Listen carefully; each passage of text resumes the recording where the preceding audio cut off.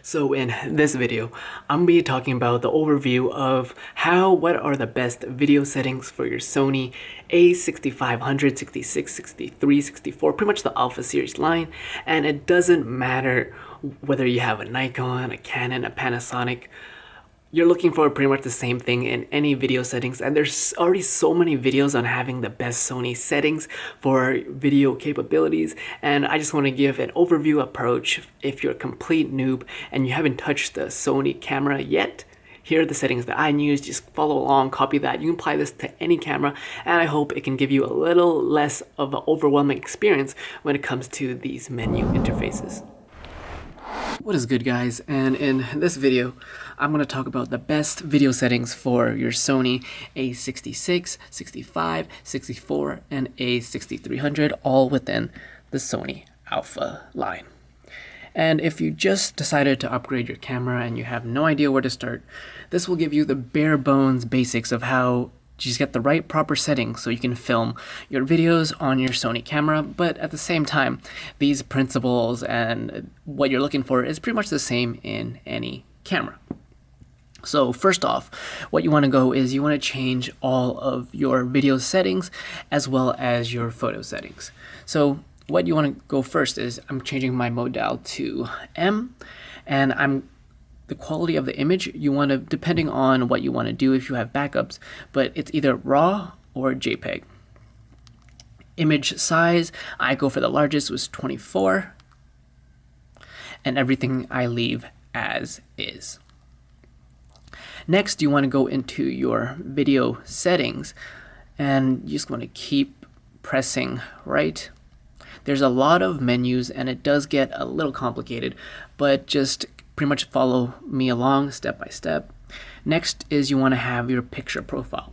You want to go into M and make sure it's on, and the picture profile is essentially your pre-graded camera video before you actually edit it in post. So you turn that on, and I personally prefer PP8, and you press right again and copy my settings as is. And these are the best settings that I use, that to the point where it's like I don't even need to grade my videos if I don't want to. And without getting into the complexities of filming in S-Log 2. So bare bones, like I said, you go to Gamma, I go to Cine 4. My black Gamma, middle level 0, saturation 0, and your color mode, I go with Pro. That's it that I do for my videos, and I shoot the same settings with that for all my 4K and my 1080p footage in slow motion, or even 4K and 24 frames per second.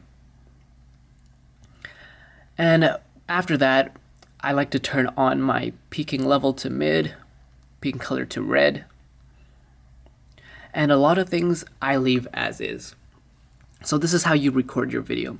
So if you want to record in XAVC HD for your 1080 120 frame slow motion, you want to make sure that you go choose your 100M, which is a higher bit rate, so you get more information. You can record in 120 60M, but that won't give you the highest quality video image. So if you want to shoot the highest 120 frames per second quality image, you would go for 120p 100M, just remember that. And if you want to shoot in 60 frames, there is that 50M, so you're not going to get highest quality, but just remember 100M. And then you also want to, if you want to record in 4K, all you do is you go to your 4K file, XAVC S4K, press that. And once again, you also notice the Super 35 mode as well as your 30 frames per second. So what I like to do is I shoot in 100M 24, and if I want to shoot in 30 frames, I go for 100. I never choose the 60M. Next, we want to go to dual recording. This depends if you want to record a lower res file. So you can either, there's a little hack where this camera itself does not actually have an audio jack, so you can press this on and you'll be able to monitor your audio through little bits of a workaround third party by using the micro HDMI, but I'm not going to get into it this video. And for autofocus, I usually leave it on normal, but if I shoot in 120 frames per second, I put that on fast. Next, I also put the audio recording. So I have wind noise off and audio record level displaying on, so you can see whether or not your audio is peaking. And recording level, it's not on manual exposure, so what you would need to do is change your modal to movie mode. And you want to go to audio recording level. And for me, I use the Rode Link Lav mic, and I prefer it at, depending on if your client or subject or yourself talks loud, I prefer to have it on 4. If they're a little quiet, I like to have it on 6.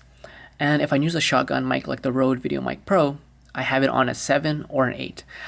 I rarely ever crank this up to a 12 or a 16 if I'm not using any external, if I'm using a external recording, audio recording microphone. So I usually have it anywhere from 4 to 7 to maybe 10 if I use a Video Micro, but I usually have it on 6. And last but not least, what I'm going to go into is you want to have your custom buttons, and it really depends up to you. There isn't no right or wrong way to do your custom buttons. It's on your tab, your first tab, all the way to the end. It's actually on the second tab, and it's the purple tab, custom key shoot, right? Click the middle button, and these are the ones that I prefer. So custom button 1 is your finder or selector button. Some people have this as turning off certain modes. I like to have it on finder, monitor, selector. So I press that, it will turn off my LCD.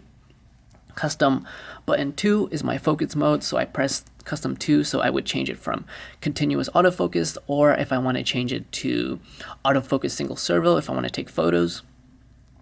I don't have this set yet. Center button is my eye autofocus, left button is my drive mode, right button is my ISO, and everything else is I leave it as is. And last but not least, I want to talk about turning on or off your airplane mode. So if you want to save battery on this camera with the A6500, you want to turn on your airplane mode so you don't have NFC and the Bluetooth capabilities of this camera and Wi-Fi. I turn that off. And last but not least, if I want to change my monitor brightness, I can change it right here.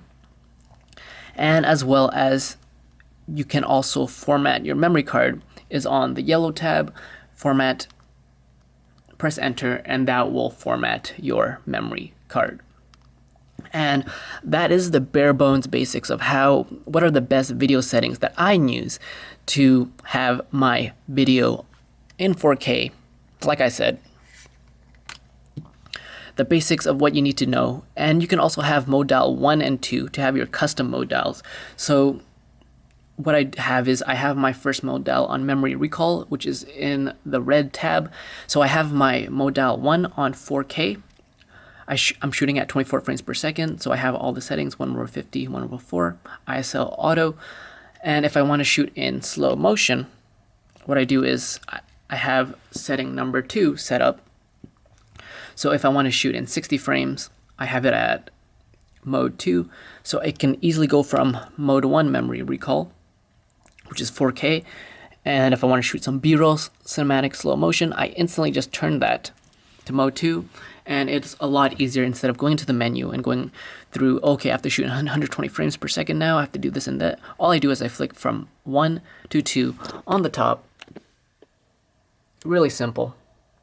And that is how I go from 4K to slow motion. And as you can see here, PP8, picture profile 8, autofocus is on continuous if I'm shooting video, but if I'm doing anything like a focus pull or I'm manually focusing and the subject is not moving, then I would have it on just manual focus. ISO I usually leave on auto unless we are shooting indoors. Then I would of course have it at the lowest ISO possible, but I usually leave it on auto. White balance, the A6500 and the 6000 line does not have your kelvins, so I usually leave it auto unless it is really too orange, too cool or warm. Then I would change it to fluorescent or warm daylight, or depending on whatever the situation is. But for the most part, the auto white balance works fine for me. I also make sure I have steady shot turned on, and those are my settings for the Sony A6500, 64, 66, 6300, and even 6000 and 6100. And those are my settings for the Sony A66, 65, 63, 6400, pretty much the Sony Alpha line. And you can pretty much apply the same principles, the same approach to making sure you have a flat profile color, shooting in your best 4K capabilities so you get your best video image, as well as making sure you have steady shot or vibration turned on, and making sure you have the lowest video grain so you have your ISO turned down. And it doesn't matter what camera you have, it's pretty much once you learn it, whether you're Nikon or Canon, the same thing applies to any camera. And hopefully that was able to help you guys. My name is Peter. You're watching Broke Visionary Collective, where we all start with nothing, but you can always create something. Cheers, guys.